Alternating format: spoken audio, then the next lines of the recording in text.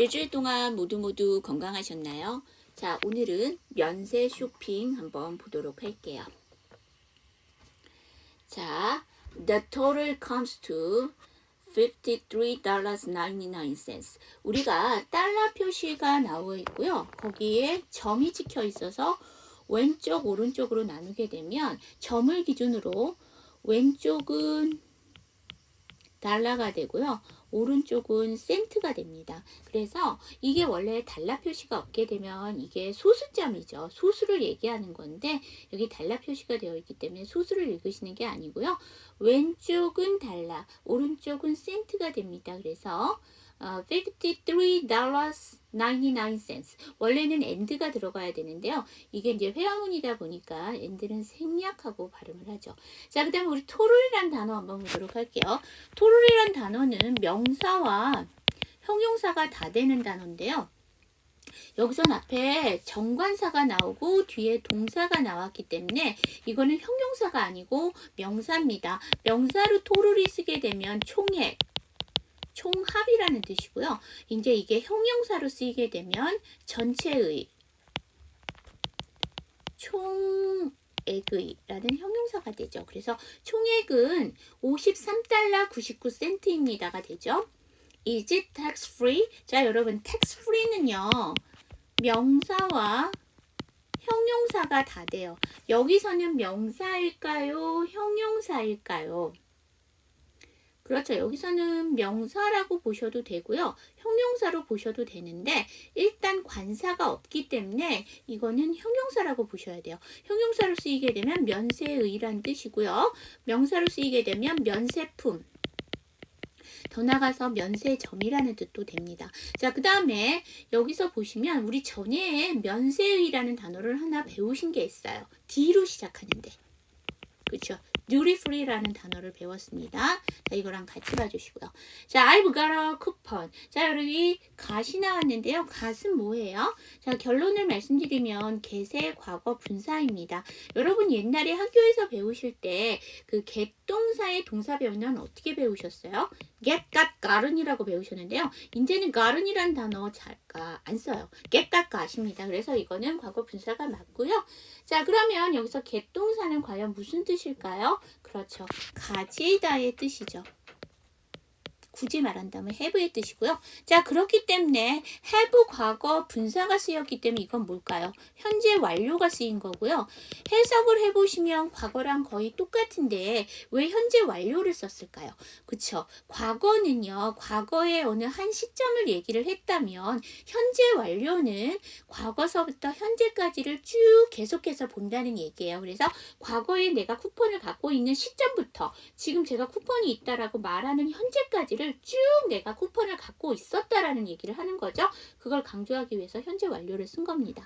자, 여기 저랑 같이 한번 연습해 보도록 할게요. The total comes to $53.99. Is it tax free? I've got a coupon.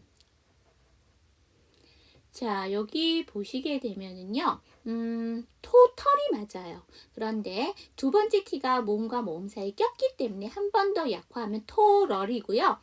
그 다음에 영어 단어의 구조상 AL로 들어가게 되면요. A가 묵음이 되는 경우가 많아요. 근데 여기서는 A는 묵음은 아니에요. 그런데 그런 발음 체계를 따와서 묵음으로 해버리게 되면 훨씬 더 발음하기가 편하다는 얘기죠. 그래서 털 이렇게 발음을 할 거고요.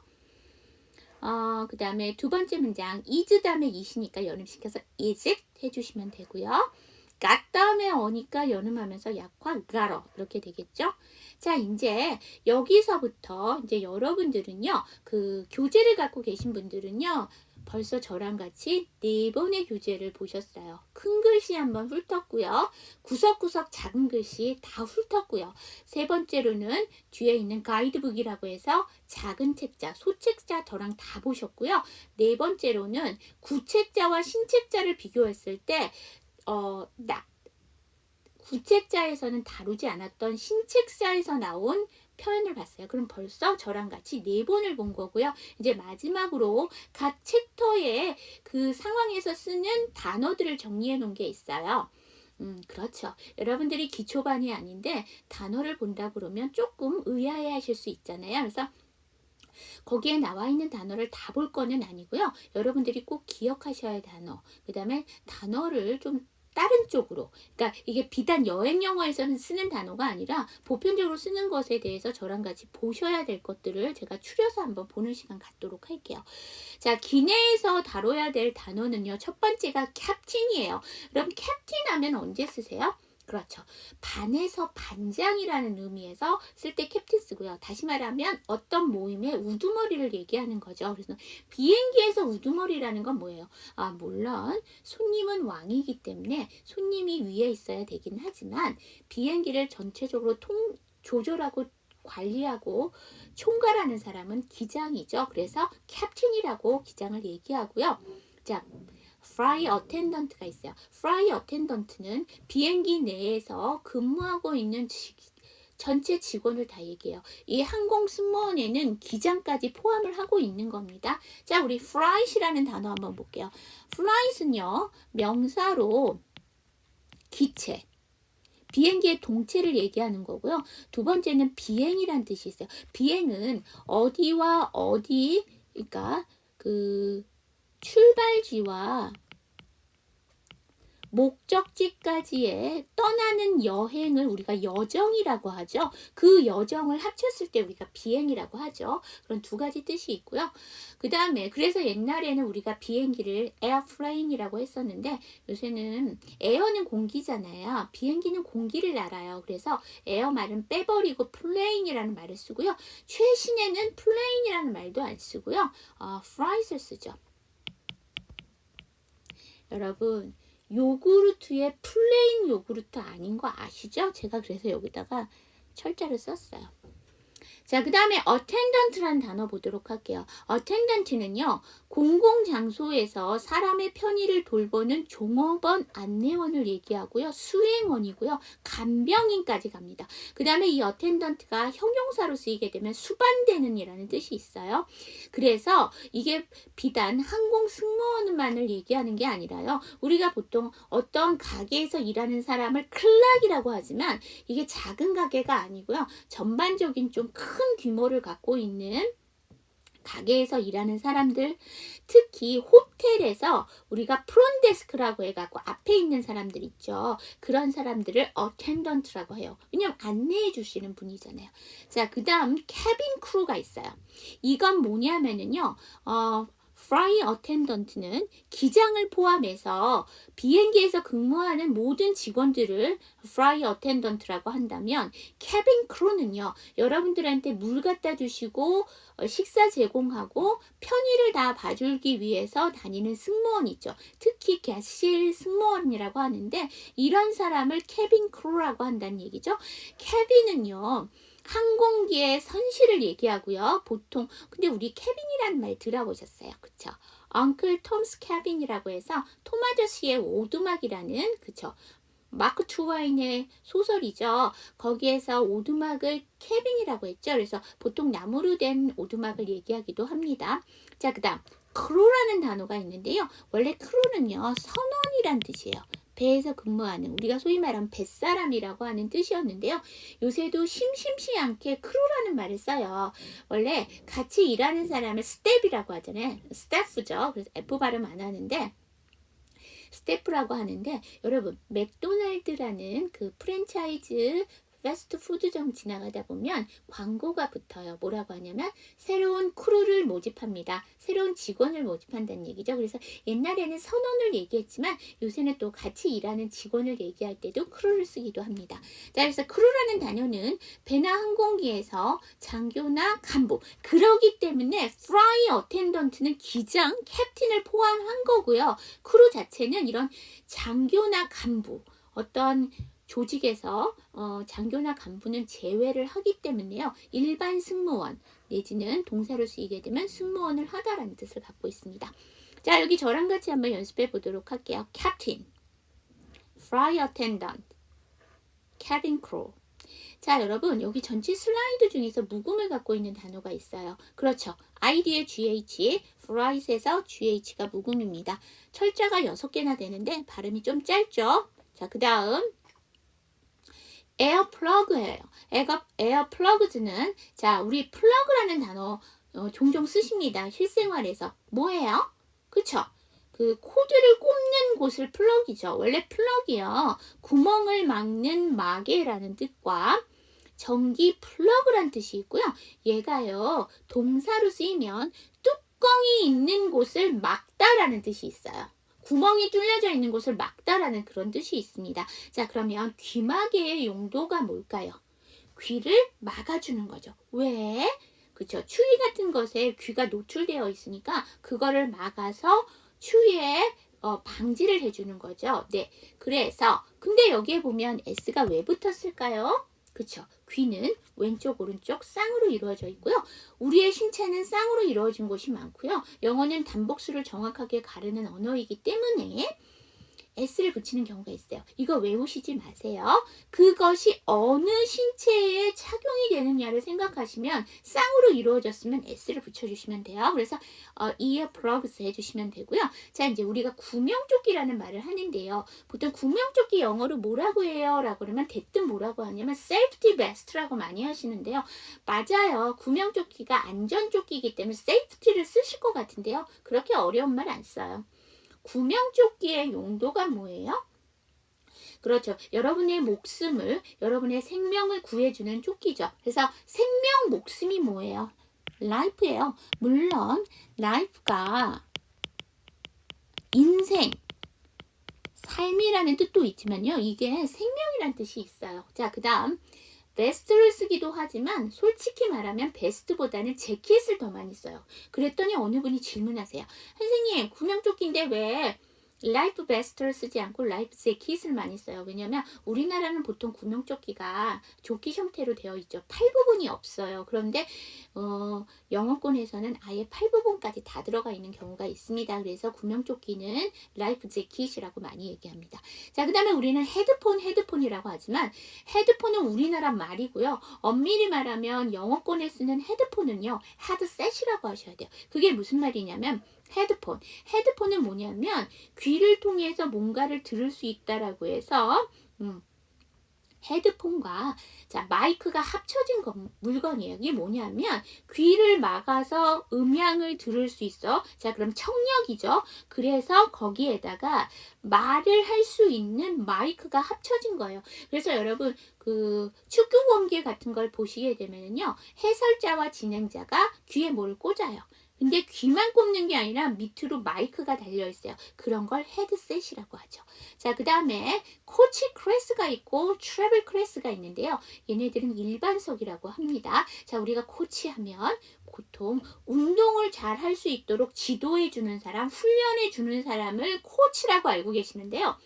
영어에서는 그런 의미에서 코치는 거의 안 쓰고요. 우리가 트레이너라는 단어 있죠. 이거를 써서 우리가 소위 얘기하는 코치라는 의미로 쓰입니다. 자, 그 다음에 여기선 그럼 과연 코치가 뭐냐? 항공기의 2등석, 다시 말하면 이코노미석이나 장거리용 대형 버스에서 일반석을 얘기할 때 코치라고 얘기하고요. 이제 동사로 쓰이게 되면 여러분 잘 알고 계시는 지도하다라는 뜻이죠. 자, 그 다음 여기 클래스라는 단어가 나왔는데요. 보통 여러분 클래스 하면 뭐 생각나세요? 반학급이죠. 그런데 드라마 같은 걸 보시면 뭐라고 얘기하냐면 야, 너랑 나랑은 클래스가 달라 이렇게 얘기하면 나는 영어 듣고 너는 중국어 들으니까 너랑 나랑 반이 달라 이런 얘기를 하는 건가요? 아니죠. 거기서는 클래스가 반학급이란 뜻도 있지만 수준, 단계, 등급이란 뜻이 있어요. 그래서 글래드를 쓸 것 같은데요. 우리가 그 비행기가 됐던 기차가 됐던 보시면 그 좌석이 다 똑같지가 않아요. 그렇죠? 특별석이 따로 있고 일반석이 따로 있는데요. 그렇게 등급으로 나눠져 있잖아요. 그럴 때 클래스를 씁니다. 자, 여기 저랑 같이 한번 연습해 보도록 할게요. earplugs, life vest, life jacket, headset, 코치 클래스, 트래블 클래스. 자, 여러분 여기 보시면은요. 이거 재킷 아니에요. 제가 KET로 끝나는 단어의 이 사운드는 발음이 이 발음 난다고 했어요. 그래서 ticket. 자, 이렇게 대표적인 거 뭐 있으십니까? 그쵸? 시장이라는 단어, 마켓이 아니고요. 마켓이에요. 자, 그 다음에 트래블이 맞습니다. 그런데 이게 TR 사운드죠. R 해서 travel 해주셔야 돼요. 자, 그 다음 볼게요. 자, immigration card예요. 우리 immigration, 그 다음에 landing, entry 이런 아이들 다 입국이란 뜻인데요. 랜드라는 단어가 있어요. 여러분 랜드라는 단어가 무슨 뜻이 있어요? 물론 명사로 쓰이게 되면 육지, 땅이라는 여러분 잘 알고 계시는 그라운드와 비슷한 뜻이에요. 물론 earth라는 단어, 지구라는 뜻이지만요. 여러분 지구를 밟고 있는 건 땅을 밟고 있는 거라서 이게 과학과 관련한 글이 아닌 경우에 earth가 나오게 되면 그건 땅을 얘기합니다. 자, 그 다음에 land가 동사로 쓰여요. 착륙하다예요. 한국말로 착륙하는 게 뭐예요? 비행기가 상공에 떠 있다가 땅 쪽으로 내려오는 것을 우리가 착륙하다라고 얘기를 해요. 그럼 땅에 접촉을 하게 되죠. 그래서 랜드가 동사로 착륙하다라는 뜻이 있습니다. 여러분 이걸 무조건 외우시려고 하지 마세요. 여러분들이 여태까지 알고 계시는 연륜과 경륜을 가지고 머릿속에서 연관을 시켜서 그림을 그려주셔야지만 오래도록 기억하실 수 있습니다. 자, 그래서 랜드가 착륙하다 라는 뜻이니까 거기에다가 ing를 붙이게 되면 착륙이죠. 비행기가 착륙하는 건 뭘까요? 사람들이 어느 곳에 들어가게 되는 거죠. 그래서 입국이라는 뜻이 되고요. entry라는 단어가 나왔어요. entry는요, 원래 입장이라는 뜻이죠. 나라를 입장하는 게 뭐예요? 입국이죠. 자, 그래서 카드를 신고서로 쓰는데 보통 영어에서 카드를 쓰기도 하지만 폼을 쓰기도 해요. 형식이라는 거. 근데 이제 우리가 무슨 회원카드 써주세요 이렇게 얘기하는 거는 서류를 작성해 달라는 얘기죠. 그래서 신고서에 카드 단어를 쓰기도 합니다. 자, 그래서 이미그레이션 카드나 랜딩 카드나 엔트리 카드가 다 입국 신고서를 나타낼 수 있어요. 자, 여기 예문 한번 보도록 할게요. 우리가 앞에서 우리 그 예문들 봤을 때 나왔던 예문이에요. Can I get an immigration card please예요. 여러분 can I는 언제 쓰나요? 그렇죠. 허락과 양해를 구해요. 제가 뭐 할 수 있을까요? 자, 그러면 여러분 조금 더 정중하면 좋겠죠? 그죠? 상대방한테 허락과 양해를 구하는 거. 이게 조금 더 정중하면 어떻게 돼요?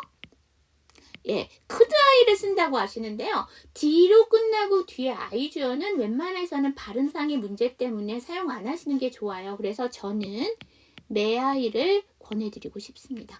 자, 앞에도 get 동사 나왔어요. I've got a coupon. 저 쿠폰 갖고 있는데요 라고 했죠. 거기서 가지다의 의미라면 여기서 get 동사는 뭘까요? 그쵸? 가지다, 받단데요. 물론 get 동사가 없다란 뜻이죠. 자, 여기서 입국 신고서 항상 주실래요는 상대방이 나한테 달라는 얘기야. 근데 결론적으로 나는 그것을 가지는 거니까 get 동사를 쓰시면 됩니다. 자, 뒤에 please를 붙였네요. 상당히 정중합니다. 자, 그래서 can I get on 이렇게 얘기한 거죠. 자, 밑에 보면 could가 나왔다. 여러분 could를 한 단계 낮춰주면 뭐가 돼요? can you. 자, can you는 언제 써요? can I는 허락과 양해라면 can you는 제가 뭐 할 수 있으니까 부탁. 자, 여러분 부탁하려면 어떻게 하면 좋나? 정중하게 하면 좋죠? 그래서 could you. 자, 책이 나왔습니다. 책이라는 단어는 동사, 명사가 다 돼요. 자, 동사로 쓰이면 확인하다. 명사로 쓰이면 그쵸? 수표, 계산서 또 뒤에 나오는데 표라는 뜻이 있어요.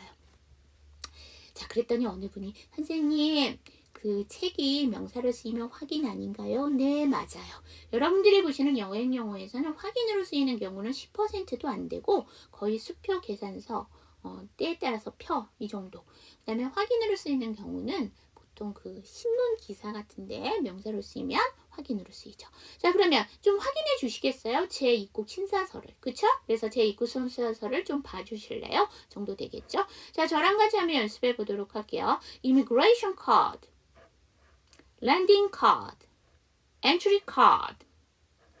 Can I get an immigration card, please? Could you check my entry card? 자, 여러분, entry가 맞아요. tr 사운드니까 entry. 자, can 다음에 i니까 연음시켜서 can I, get 다음에 on이니까 연음하면서 약화할게요. get on. 자, 그래서 이 문장 제가 천천히 해보면 can I get an immigration card please? 자, 그 다음에 could 다음에 이유예요. 연음시킬게요. could you? 이렇게 해주시면 되겠죠. 자, window 창문이고요. shade는 뭐예요? 우리 보통 그늘이란 뜻이잖아요. 네, 자, 그늘이에요. shadow가 그림자고요. shade는 그늘이란 뜻이에요.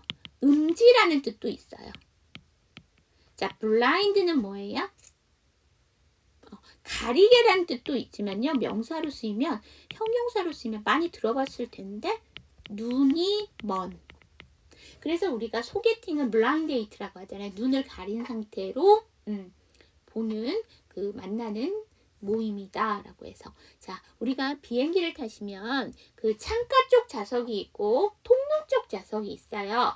근데 창가 쪽 좌석을 앉는 이유는 뭡니까? 밖에 풍경을 보기 위해서 그런데요. 햇빛이 너무 내려치게 되면 그걸 가리고 싶어요. 그러면 창문 가리개가 있죠? 내려주시면 되는데요. 그때 창문 가리개를 뭐라고 하냐면 윈도우 쉐이드를 쓰시거나 윈도우 블라인드를 쓰시면 됩니다. 자, 여기 저랑 같이 한번 연습해 보도록 할게요. window shade, window blind. 자, 그 다음 볼게요. 오늘의 퀴즈입니다. 입국 신사서를 영어로 써주세요. 이거 입국 신사서가 하나가 아니었어요. 제가 여러 개 알려드렸죠. 그거 다 써주셔야 돼요. 자, 그 다음 오늘 투데이스 팁은요. 리퍼비시 제품이에요. 자, 다시 닦다라는 의미의 영어 동사인 리퍼비시에다가 어서 가져온 말로 구매자의 단순 변심으로 반품된 정상품, 성능에 큰 문제가 없는 초기 불량품, 전시 제품, 미세한 흠이 있는 제품들을 업체에서 수리 재포장을 한다는 건 다시 닦는다는 얘기죠. 그래서 리퍼빗이라는 단어를 가져온 거예요. 재포장 등의 정비를 통해 다시 판매하는 제품을 말한다. 업체들이 리퍼비시 제품을 내놓는 가장 큰 이유는 비용 때문이다. 즉 단순 변신 제품이나 초기 불량품 등을 중고로 처리하거나 폐기하게 되면 그에 따른 비용이 발생하지만 리퍼비시를 실시하게 되면 비록 재정비하는 비용은 들어도 어느 정도의 이익을 남기고 판매를 할 수 있기 때문입니다. 여러분 기업은 우선적으로 해야 되는 게 이익이 남아야 돼요. 그런데 이거를 그냥 중고로 처리를 하거나 완전히 폐기를 하다 보면 이 업체 입장에서 기업 입장에서는 손해를 볼 수 있어요. 거의 뭐 중고는 쓰던 물건이라고 해서 가격을 거의 원 가격의 20% 30%밖에 못 받잖아요. 그런데 이거를 리퍼비시, 즉 내가 소에게 돈을 들여서 다시 꾸며서 내보내게 되면 100%의 가격은 못 받더라도 한 70에서 60%의 가격은 받을 수 있으니까 그만큼 이익을 얻을 수가 있는 거잖아요. 그래서 업체 입장에서도 리퍼비시를 많이 생각을 하는 거죠. 완전히 중고나 폐기보다는 나으니까.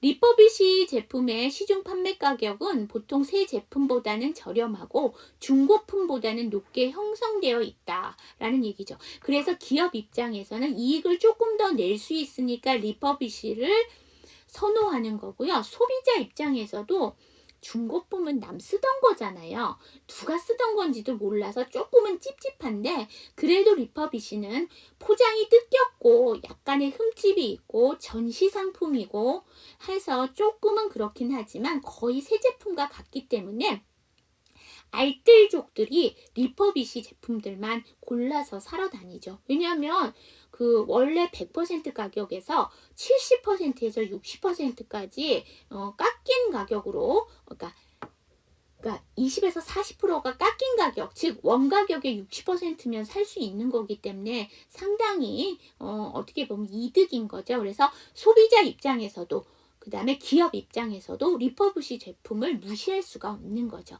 자, 그래서 오늘은 리퍼비시 제품까지 여러분과 봤고요. 다음 주에는 또 다른 시사 용어와 그 다음에 상황 배우도록 하겠습니다. 수업 들으시느라고 고생하셨고요. 일주일 후에 뵙도록 하겠습니다. See you next time!